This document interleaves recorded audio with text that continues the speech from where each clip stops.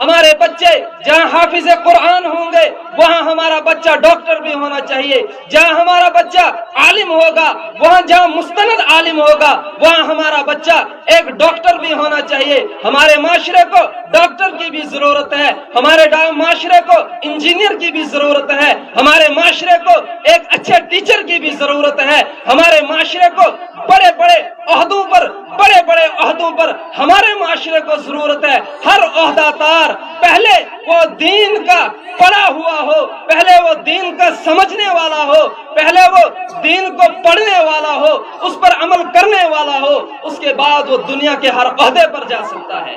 تو قرآن اعلان کرتا ہے یا ایھا الانسان ما غرک بربک الکریم، او دنیا میں رہنے والے انسان، تجھے کس چیز نے اپنے پیارے رب سے دھوکے میں ڈال دیا، بہکاوے میں ڈال دیا؟